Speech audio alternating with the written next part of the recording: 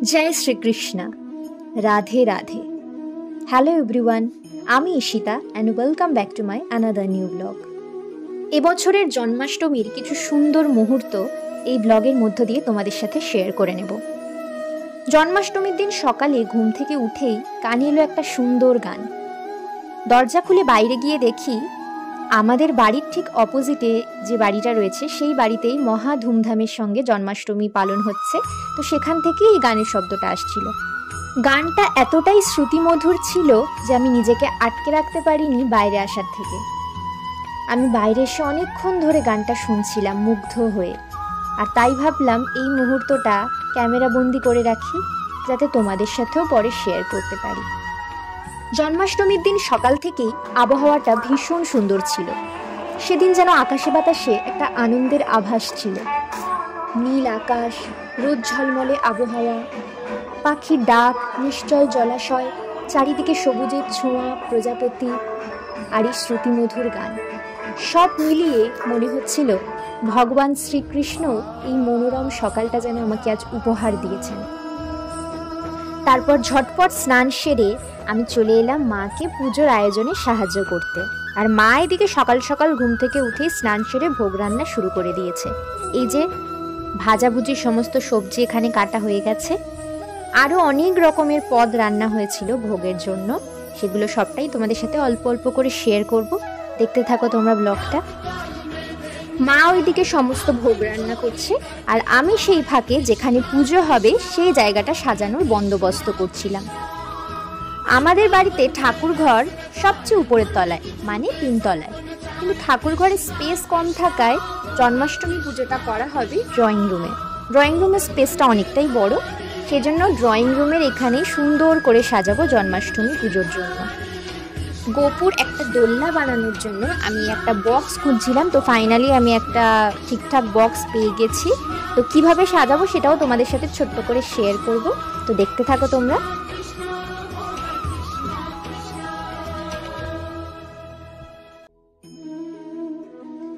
মা সকাল থেকে একাই ভোগ রান্না করছিল, তো সেই জন্য পুজোর জায়গাটা সাজাতে সাজাতে আমি মাঝে কিচেনে গিয়ে মাকে একটু হেল্প করে দিচ্ছিলাম।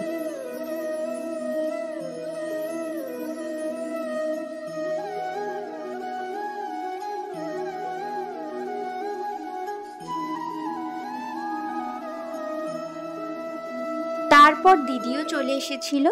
বাকি ভোগ রান্নার কাজটা মা আর দিদি দুজনে মিলেই সম্পূর্ণ করেছিল।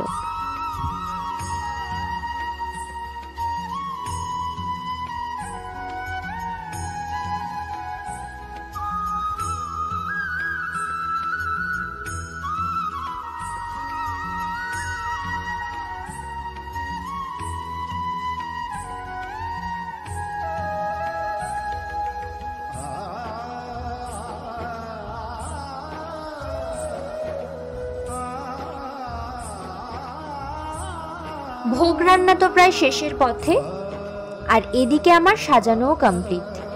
এরপর গোপুর জন্মদিনের সমস্ত উপহারগুলো এই কাগজের ট্রেতে করে সুন্দর করে সাজিয়ে দিলাম।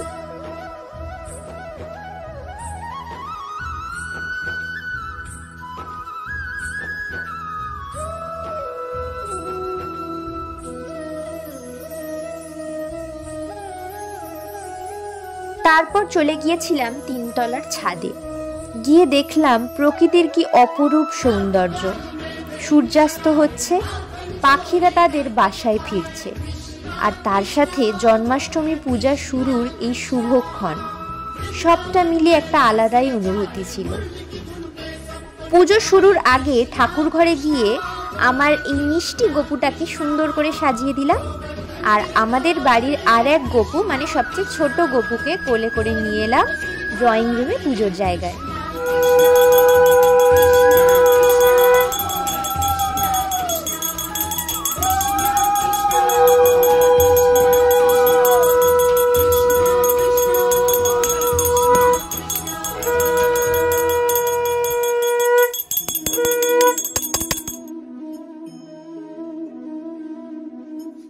ফুল, বেলপাতা, ফল, ভোগ, প্রসাদ, স্নানের সামগ্রী, সাজ, পোশাক, গহনা, সুগন্ধি শাঁখ, কাঁসর, ঘণ্টা, ধূপ, প্রদীপ সমস্ত সামগ্রী নিয়ে পুজোর আয়োজন সম্পূর্ণ হয়েছে। এরপর পুজো শুরুর পালা। এখন চলছে গোপুর স্নান পর্ব। আমি, দিদি আর মা তিনজনে মিলেই গোপুকে স্নান করাবো।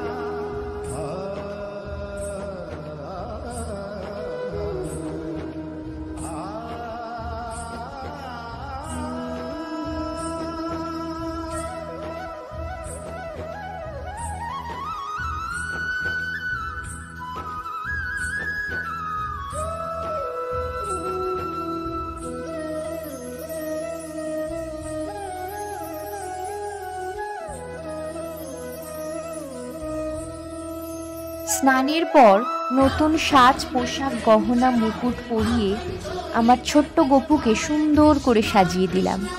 আর এভাবেই সম্পন্ন হলো শৃঙ্গার পর্ব।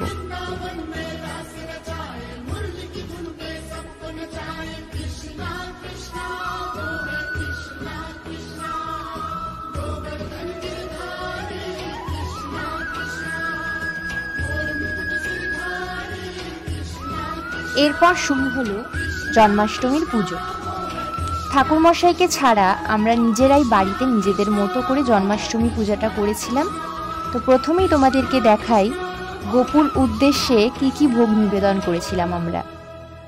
দুটো আলাদা প্লেটে করে 5 রকমের ফল, একটা উপরে ঠাকুর ঘরের জন্য আর একটা এখানে পুজোর জন্য। 9 রকমের সবজি ভাজা, তালের বড়া, ক্ষীরকদম, লাড্ডু, মালপোয়া, লুচি, সবজি আর বাদামের নিরামিষ তরকারি, নিরামিষ কাশ্মীরি আলুর দম, সুজি, পায়েস, মাখা সন্দেশ আর নারকেল নাড়ু। আর সব শেষে গোপুর জন্য ছিল একটা সুন্দর বার্থডে কেক। এর আগে কোনো বছর জন্মাষ্টমীতে আমাদের বাড়িতে কেক নিয়ে আসা হয়নি। এই বছর ফার্স্ট গোপুর জন্য এই কেকটা আমি আনিয়েছি। দেখতে মাখনের হাড়ির মতো হলেও এটা কিন্তু ছিল একটা কেক, যেটা সম্পূর্ণ নিরামিষ, মানে এগলেস। আর কেকটা আমাকে বানিয়ে পাঠিয়েছিল স্নেহা। সত্যি কথা বলতে পুজোর শেষে কেকটা কাট করে গোপুকে দেওয়ার পরে আমরাও কিন্তু প্রসাদ হিসেবে খেয়েছিলাম। টেস্টটা জাস্ট অসাধারণ ছিল। আর কেকটার লুক নিয়ে তো কোনো কথাই হবে না, ভীষণ কিউট ছিল কেকটা। থ্যাঙ্কস টু স্নেহা আমার গোপুর জন্য আমার মনের মতো করে এত সুন্দর একটা কেক বানিয়ে দেওয়ার জন্য। আমি ব্লগের ডিসক্রিপশানে স্নেহার প্রোফাইল মেনশন করে দেবো, তোমরা কিন্তু ওখান থেকে স্নেহার প্রোফাইল চেক করে ওর কাছে সুন্দর সুন্দর কেক অর্ডার করতে পারো।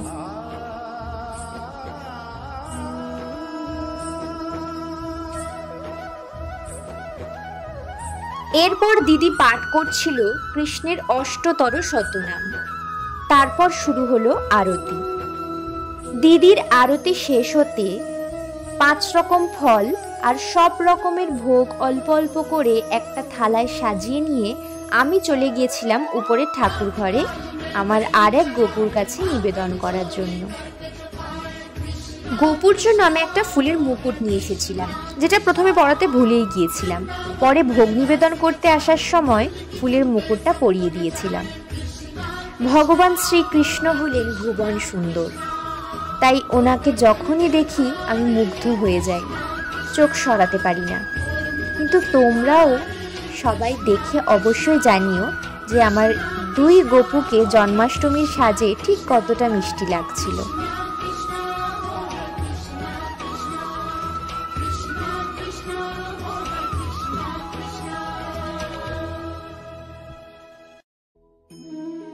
তারপর নিচে এসে আমার গোপুর চরণে ফুল বেলপাতা অর্পণ করে অঞ্জলি দিয়ে কৃষ্ণের অষ্টতর শতনাম পাঠ করছিলাম।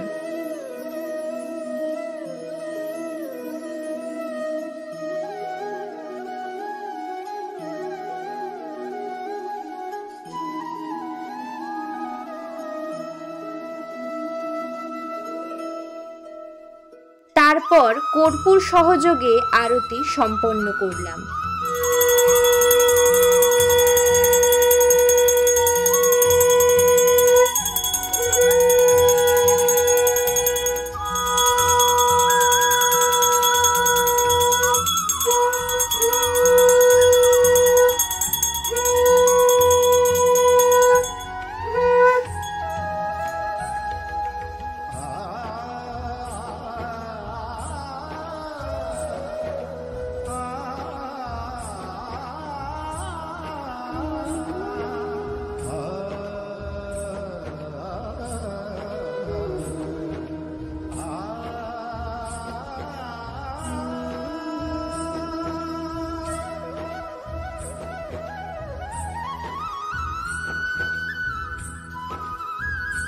তোমরা একটা জিনিস লক্ষ্য করেছো কিনা জানি না, জন্মাষ্টমীর দিন আমি, মা আর দিদি তিনজনেই লাল শাড়ি পরেছিলাম। আমি ওদের দুজনকে বলেছিলাম যে জন্মাষ্টমীর দিন আমরা তিনজনেই লাল শাড়ি পরবো, তো সেই অনুযায়ী পরেছিলাম। কিন্তু পুজোর এত কাজের ব্যস্ততার মাঝে একসাথে ফটো তোলার কথাই মাথা থেকে বেরিয়ে গেছিলো, তাই লাল শাড়ি পরে তিনজনের একসাথে কোনো ফটো বা ভিডিও তোমাদের সাথে শেয়ার করতে পারলাম না। আর তাছাড়া পুজো শেষ হতে হতেও অনেকটা লেট হয়ে গেছিলো, তাই দিদি আর দাদা ভাই প্রসাদ নিয়ে বাড়ি ফিরে গিয়েছিল, তাই পুজোর শেষেও ছবি তোলার কথা মনে ছিল না। যাই হোক, এভাবেই এবছরের জন্মাষ্টমী পূজা পর্ব সমাপ্ত হলো।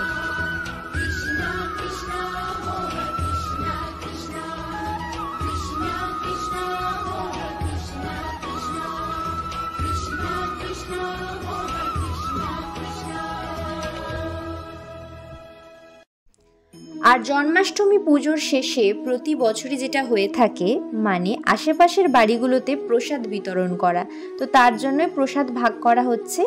এছাড়াও আমার মামার বাড়িতে আর আমার দিদির শ্বশুর বাড়িতেও প্রসাদ পাঠানো হবে, তো তার জন্যই সমস্ত প্রসাদগুলো ভাগ করে গুছিয়ে নিচ্ছে মা আর দিদি দুজনে মিলে। জন্মাষ্টমীর দিন আমি, মা আর দিদি তিনজনেই সকাল থেকে উপোস করেছিলাম, তবে নির্জলা উপবাস ছিলাম না, মানে শুধু জল খেয়েছিলাম, কোনো রকম খাবার খাইনি। পুজোর শেষে গোপালকে নিবেদন করা ভোগই প্রসাদ হিসেবে গ্রহণ করে উপোস ভেঙেছিলাম তিনজনে। তো চলো, এই ব্লগটা এখানেই শেষ করছি। খুব শীঘ্রই দেখা হবে পরবর্তী কোনো ভিডিওতে। ততক্ষণ সবাই খুব ভালো থেকো, সুস্থ থেকো। রাধে রাধে।